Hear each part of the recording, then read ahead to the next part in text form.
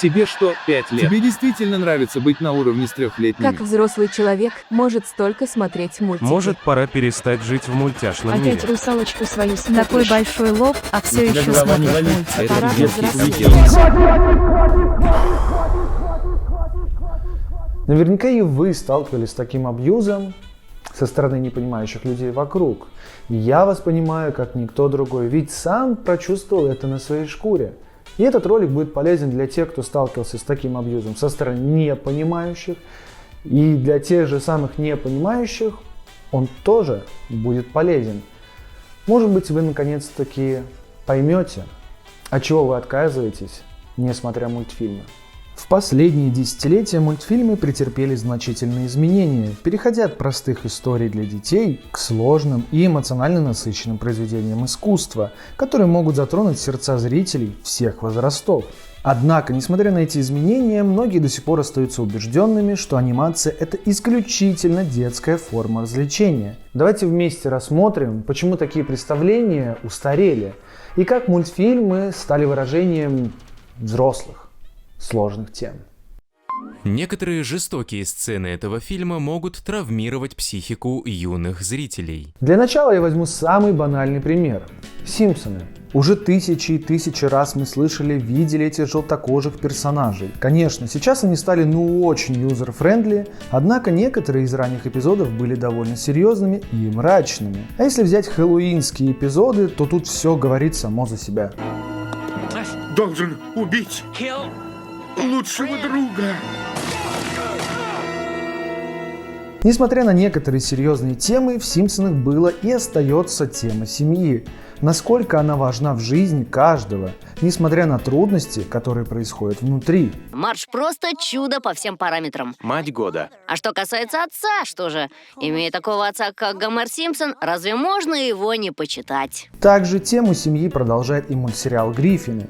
В конце каждого эпизода все друг друга прощают, и семья Гриффинов остается дружна, показывая зрителю, что даже самые абсурдные ситуации могут быть лишь защитой, а решение лежит в основе простого обсудить или поговорить.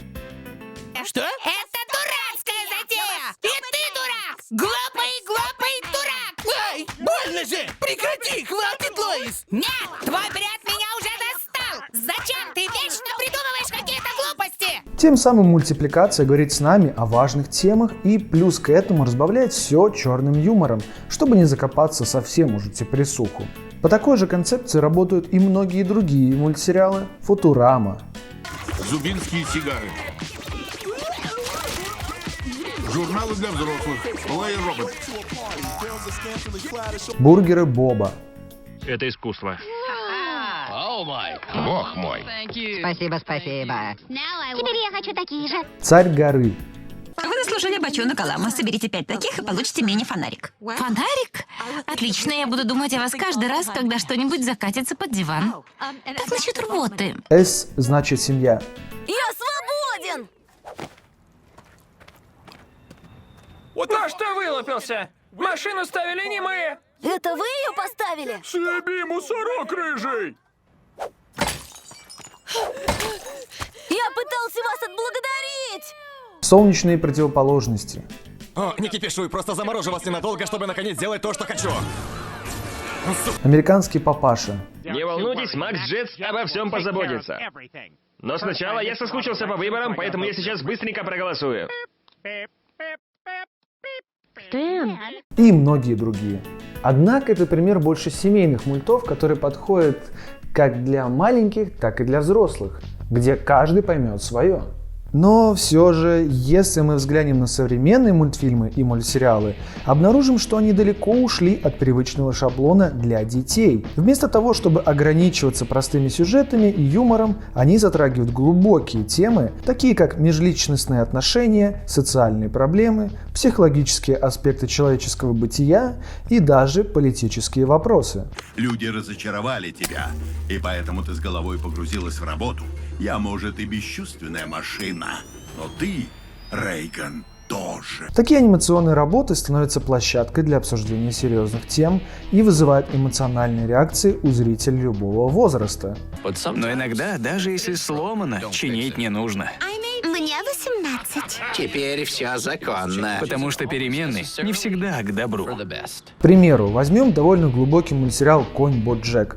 По мере того, как движется сюжет, мы следим за жизнью главного героя Боджека. Нам рассказывают, как он сталкивается с различными вызовами, включая борьбу с депрессией, зависимостью от алкоголя и веществ, сложные отношения с окружающими, а также собственными страхами и сомнениями. Да, это же комедийный сериал! Его смотрят не ради чувств и драмы. Жизнь не так дерьмовая штука. А ты веселишь миллионы людей! Он пытается найти свое место в мире и понять, что настоящее счастье и удовлетворение не всегда лежат на поверхности. Казалось бы, мультик, но какие реальные проблемы? Иногда в фильмах или сериалах сложно показать то, что действительно хочет показать автор, или нужно как-то сгладить углы. Именно в этот момент и приходят наши, как бы назвали те, кто не в теме, детские мультики, и преподносят нам все в более мягкой форме, нежели это было бы в фильмах.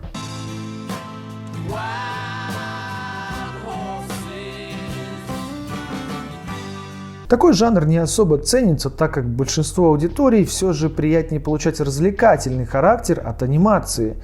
Но это не отменяет того факта, что и таким работам, как «Конь Боджек», тоже уделяют внимание. Из недавнего, что могу вспомнить, «Кэрол» и «Конец света».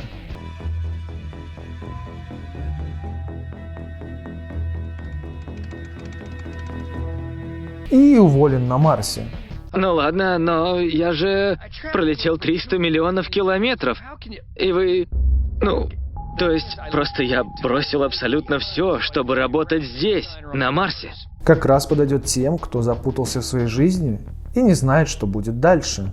Один из ключевых моментов, который подчеркивает эволюцию мультфильмов, это использование более сложных сюжетных поворотов и характеризации персонажей. Сегодняшние анимационные работы предполагают не только развлечения, но и представляют глубоких, многогранных персонажей, чьи действия и мотивы позволяют зрителям сопереживать и анализировать. Это делает мультфильмы весьма привлекательными для взрослой аудитории, которая ценит сложные характеры и глубокие темы. Они сказали, что ее можно вернуть. Я дал им забрать ее. Я был готов на все. Но потом они сказали, что ничего не вышло. Есть такой мультсериал «Крайний космос», в котором рассказывается история Гарри Гудспида. Он начинает свой путь как неудачник и космический заключенный. Его проблемы связаны с поиском своего места во Вселенной, борьбой с прошлыми ошибками и сомнениями в собственных способностях. Ты сказал присмотреть за твоим парнем, но я едва могу присмотреть за собой. Мне кажется, ты выбрал не того парня. Он знакомится с большим количеством новых персонажей, которые также имеют своих скелетов в шкафу. Кто-то потерял своих родителей и теперь не может оправиться от утраты, кто-то желает восстановить свою планету, так как она была разрушена, а кто-то потерял память и не может понять, зачем он здесь и что вообще от него требуют. Я буду скучать.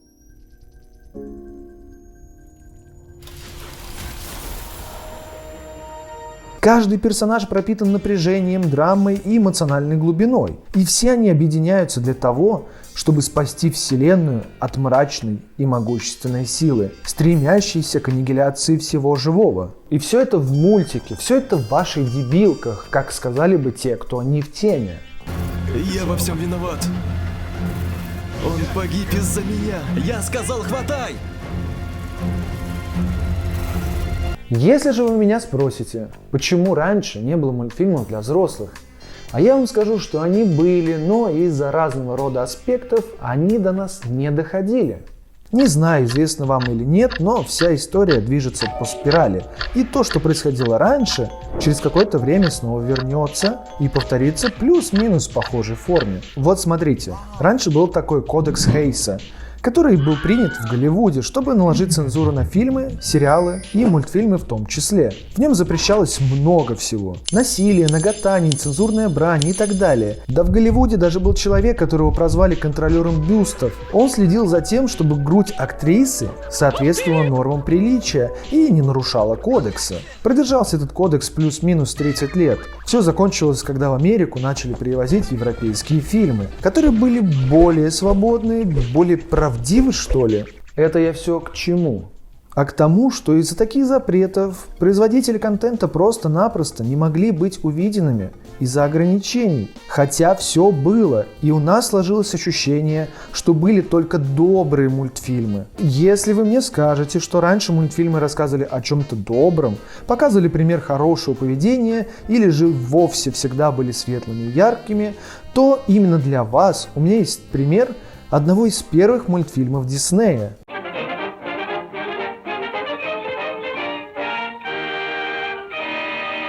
Его запретили во многих странах из-за чересчур мрачной анимации и посыла. Взгляните сами на все это и скажите, смогли бы вы показать это ребенку, да так, чтобы его психика после этого осталась в норме?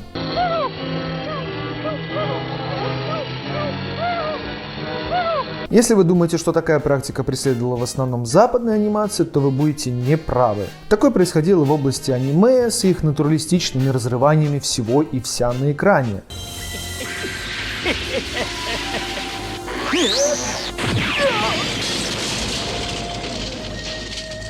Возьмем самое простое. Мультфильмы студии Гибли. В каждом из них между строк были вписаны темы, которые поймет только тот, кто сталкивался с той или иной проблемой. Другими словами, взрослый. Не подходи! Ты один из них! Ты заодно с людьми! Забирай эту женщину и проваливай! Прочь! Я ненавижу людей! Так и в советской культуре было немало мультов, которые могли напугать, либо обсудить серьезный философский вопрос. Такая тенденция с цензурой наблюдается и сейчас, когда начали появляться более взрослые мультфильмы, да и сами фильмы начали делать с рейтингом 18+, дабы рассказать историю так, как ее задумал автор, и не ограничиваться из-за разного рода кодексов. Одними из первых, кто все же позволил себе делать взрослую анимацию, как протест на то, что все мультфильмы выглядят чересчур сахарно, были создатели Бивиса и Батхеда. Тогда же народ и понял, что анимация действительно может быть провокационной, ироничной и грязной. Чё тут с тёлками бедновато? Идиоты, это же Пикассо. Ты думай, что говоришь, сам ты отсос! Когда большинство родителей убеждены в том, что мультики должны чему-то учить детей, новое подрастающее поколение тинейджеров и кидалтов начали получать все более качественный анимационный контент для себя. Кто такие кидалты?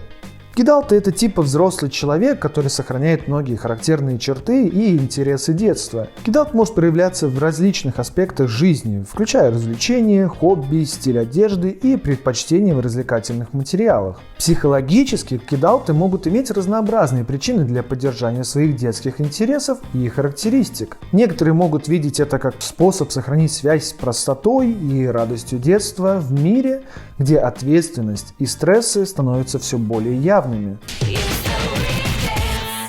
Это Ник Дэнс! Ё-моё! Какого черта это было? Для других это может быть попыткой уберечься от ощущения одиночества или стремления к творчеству и фантазии, которые часто ассоциируются с детством. Важно отметить, что быть кидалтом вполне нормально и даже полезно, если это не мешает адаптации к взрослой жизни и выполнению обязанностей. Взрослые, сохраняющие радость и любопытство детей, могут находить удовлетворение в разнообразных аспектах жизни и оставаться открытыми для новых впечатлений и возможностей. Во времена расцвета взрослой анимации, а это где-то 90-е-нулевые, все же появилась необходимость ограничивать взрослые темы, всего лишь из-за того, что дети тупо не поймут. На канале Cartoon Network был создан отдельный ночной блог взрослой анимации под названием Adult Swim. Он подарил нам много качественных взрослых мультов, которые сейчас считаются легендами анимации, такие как Рик и Морти, Яйцелюбы? Да, я бы посмотрела яйцелюбов. Да, яйцелюбы! Яйцелюбы! Робоцып, Если ты убьешь меня, я стану... Погоди ты, дай договорить! Ай! Будешь знать, с кем связываешься, Джордж Вашингтон. команда Fast Food, Где ты, бельчонок? Вот он. Нашел его мордой кверху в коридоре после твоих объятий. Бельчонок нет. Металлопокалипсис, А ты знаешь, что здесь самый большой процент пожилых дамочек из женских пансионатов? Можешь быть главным по старикашкам. Супертюрьма, Твою мать! Новичок его завалил. В собственной камере. Сурово. Мистер Пиклз. Это креветка, фаршированная в краба, который в камбале, камбала в индейке, индейка в курице, курица в выдре, выдры в медведе, медведь в слоне, а слон фарширован в кита. Братья Вентура и многие другие. Помою, ходячий глаз.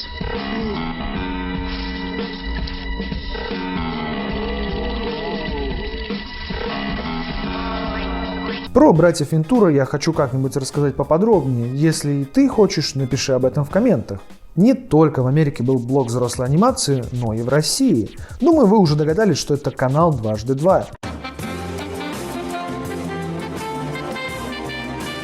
Его политика была довольно простой. Берем мультсериалы для взрослых и транслируем их у нас с русским дубляжом. Однако, как и на старте Adult Swim, все пытались засудить, закрыть из-за якобы пропаганды всего запрещенного. Такой же участи удостоился и канал «Дважды два», который пытались закрывать Роскомнадзор и подобные им организации. Только дух кидалтов было не сломить, и на защиту канала вышло довольно много людей, которые видели некую свободу слова в этом канале.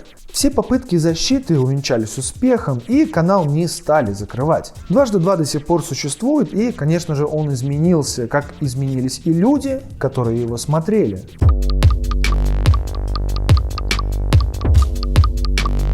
В данный момент большинство взрослой анимации переехали на стриминги, которые не боятся экспериментировать и вкладываться в рисковые проекты. Еще одним заметным аспектом современных мультфильмов является их смелое использование визуального и сюжетного контента. Многие современные мультфильмы не стесняются показывать реалистичные сцены насилия, эмоциональных травм и других тем, которые могут вызвать обсуждение. Этот подход позволяет анимации стать более полноценным искусством, способным отражать разнообразие человеческого опыта и чувств.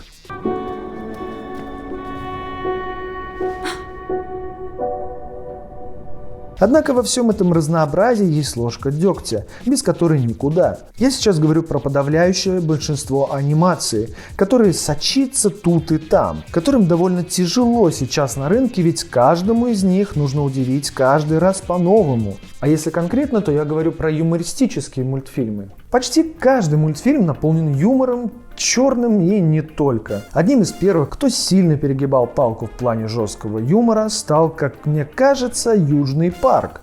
Добрый день, меня зовут Кайл, а это Картман. Мы хотели бы поделиться с вами нашим восхищением Дэвидом Блейном. Да, меня муж предупреждал. Блин, поклонники, да? Простите, но я католичка.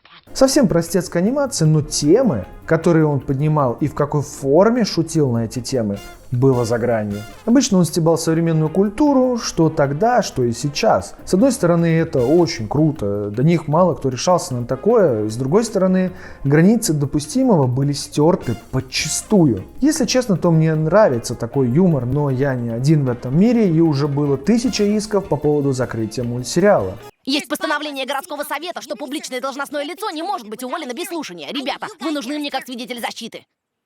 Нет. Однако сегодня Южный парк все еще выходит, и походу заканчиваться он не собирается, так как темы, на которые можно шутить, генерируют сами себя каждый день. Есть и совсем странные мульты с сюрреалистичной анимацией, посылом и так далее. Примеров таких мультов огромное количество, сильно углубляться в них я не буду. Остается только один самый важный вопрос: почему же создатели все же решили удариться во взрослую анимацию? Самое банальное — это то, что анимация дешевле в производстве. То, что бы стоило создать в формате фильма, стоило бы куча денег, либо вообще нереализуемо. Анимация же позволяет это воплотить в жизнь, а истории ничуть не хуже, чем в самых награждаемых фильмах. Но лишь признать, что мы делим этот мир с общим будущим, что мой род, как и ваш, имеет право жить в нем. Ну и еще одна вещь. Студии и продюсеры желают расширить свою аудиторию, изменились культурные представления и сами ценности в обществе. Так что сейчас это не просто мультики, а еще и отличный бизнес. Таким образом, можно утверждать, что мультфильмы уже давно перестали быть исключительно для детей. Они стали важным искусством, способным влиять на наше представление о мире и самих себе. Поэтому давайте открыто исследовать и ценить произведения анимации за их творчество, глубину и влияние на культуру и общество.